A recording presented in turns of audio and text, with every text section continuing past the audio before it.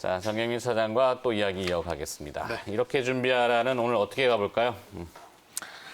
일단 좀 기대를 해봅시다라는 게 이제 이렇게 준비하라, 이렇게 준비해 봅시다, 뭐 이렇게 좀 봐야 될 것 같고요.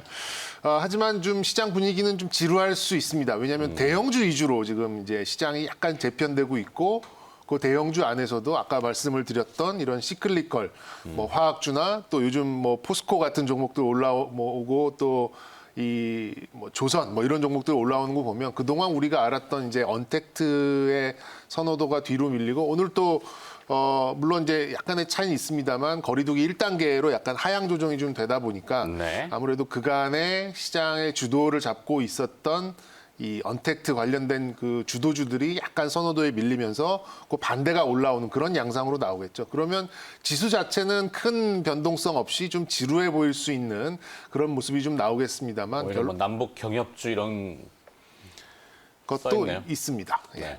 주말에도 좀 그러니까 뉴스 같은 걸 좀 보셨을 것 같은데 아무래도 그런 변수들도 오늘 시장에 좀 들어올 수 있기 때문에 지수 자체는 상당히 좀 지루한 그런 공방정이 나올 수 있겠습니다만 내적으로 보면은 나름대로의 변동성을 좀 포함할 가능성이 있다라고 좀 볼 수 있겠습니다. 의도치 않은 경기 민감제의 강세라는 건 뭐죠? 의도를 아무래도 안 했던 건가요? 의도를 못했죠. 왜냐하면 예상치 못한? 뭐 1분기, 2분기에 이 뭐 인플레이션이 나올 수가 없었죠. 왜냐하면 뭐 GDP 계속 떨어지고 코로나 상황 때문에 지금 이제 엄청난 이제 기저 효과를 볼 수 있는 이제 그런 시기가 좀 되다 보니까 지금 이제 LG화학처럼 조금만 잘 나오는 상황에서도 뭐 전년 동기비 그리고 지난 상반기 대비 이제 상당한 그런 성장성을 좀 볼 수 있는 상황이다 보니까 오를 만큼 올라 있는 이런 이제 기존의 주도주들 뭐 이런 언택트 관련된 종목들을 여기서 더 사서 더 끌어올리기에는 상당히 좀 부담스러울 수밖에 없습니다. 시장에서도.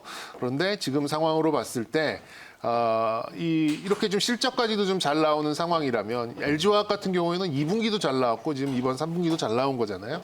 그러면 이거는 뭐 우연으로 올라오는 건 아니기 때문에 계속해서 좀 레벨업이 진행될 가능성이 좀 있다라고 좀 생각이 듭니다. 그런 면에서 봤을 때는 석유화학 또 철강 조선, 뭐 소위 말하는 이제 중후장대한 무겁고 두껍고 뭐 길고 큰 이런 쪽 업종들이 사실 매도도 없잖아요. 잃을 거 네. 없는 그런 상황에서 이제 서서히 올라오는 상황에서 시장이 좀 강세가 이쪽에서 나타나는 걸 볼 수 있겠고, 그리고 시장의 거래 대금이 지금 뭐 35조 이렇게 나올 때랑은 또 달라졌기 때문에 일부에서는 매도가 또 나올 수밖에 없는 상황이죠. 그리고 계속해서 정말 뭐 화가치미는 이제 이 대주주 3억 요건 때문이라도 많이 오른 종목은 매도의 압력이 올라올 수밖에 없는 상황입니다.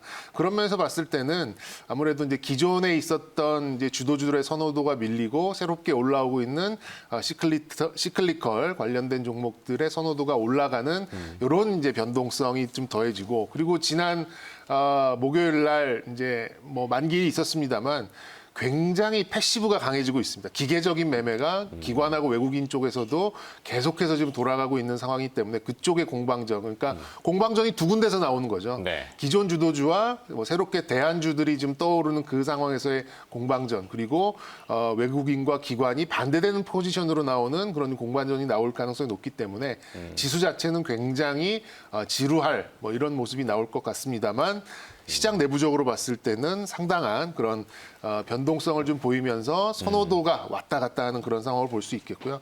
종목으로 본다 그러면 일단 롯데케미칼, 뭐 LG화학, 뭐 한화솔루션, 대환유화 같은 이런 좀 석유화학 쪽의 강세는 좀 지속될 가능성이 높다라고 좀 봐지고, 대북 이슈를 오늘 시장에서 어떻게 봐줄지가 저도 궁금합니다. 저는 조금 긍정적으로 봤거든요. 네. 뭐 좀 ICBM이 뭐 SLBM, ICBM이 어떻고 뭐 여러 가지 있었지만 저는 뭐 결국에는 뭐 이 김정은 위원장의 메시지, 그게 이제 키워드가 아닌가라는 좀 생각이 들어서 대북 이슈가 시장을 어떻게 시장에서 어떻게 좀 녹여낼지가 좀 저도 좀 궁금한 상황이긴 합니다만, 분위기상 지금 경협주들은 지금 뭐 보이지도 않아요. 저 밑에서 진짜 지금 놓여 있는 상황이거든요. 뭐 그거 앵커께서도 좀 경협주나 대북주에 대해서도 많이 모니터링을 하셨을 것 같은데, 이 옥토버 서프라이즈가 아직은 남아 있어요. 그래서 20일 좀 넘어가서 어떤 일이 벌어질지 모르는데 나쁜 일은 아닐 것 같고, 네.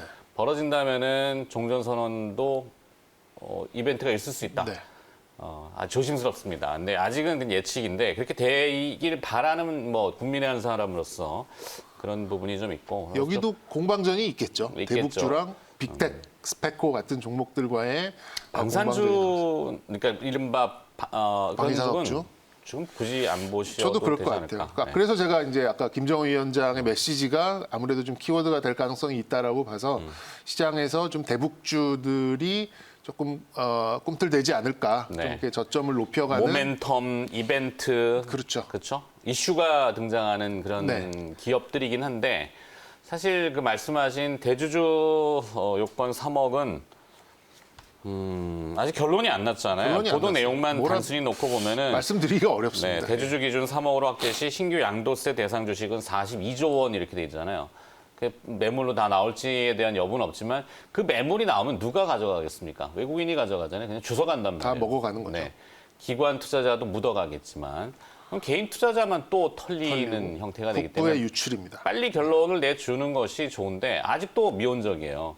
하지 말라 줬으면 하는 건 제발 안 했으면 좋겠는데 과거에도 강 안 팠으면 좋겠는데 강 파버렸잖아요. 그죠? 뭐 이 얘기는 뭐 다 온 국민이 아시는 내용이니까. 그냥 기재부 패싱론까지 네. 좀 나오는 상황이라서 저도 이제 긍정적으로 좀 기대를 좀 하고는 있습니다만 어쨌든 글쎄요. 지금 상황에서는 시장은 좀 지수는 조금 지루할 수 있습니다만 네. 그 안에서의 공방전 때문에 나름대로의 변동성은 나올 것 같고 거기에 주역은 시클리컬이 될 것 같다. 이게 좀 결론이 된다라고 말씀드리고 싶습니다. 알겠습니다. 대주주 3억 이거는 자꾸 이제 저희가 반복적이지만 서울 시내 3억 미만 아파트가 없다고 하더군요. 거의? 그렇겠죠. 예. 네. 그러면 대가구입니까? 네, 하여튼 자 여기는 들어가면은 우리가 또 너무 민감하니까 네. 하여튼 뭐 다들 공감하고 계시는 부분이라서 잠깐 자꾸 다뤄봤던 부분이고 저희 목소리를 좀 전달해 드리려고 하는 부분이고 자 특징주 정리하겠습니다. 지금 관심 리스트로 올라오는 기업들 그리고 또 지난 연휴 전에 특징으로 나타냈던 시간의 거래에서 또 혹시라도 강세 기업 나타낸 기업이 있는지 신민영 아나운서가 또 준비하고 있습니다.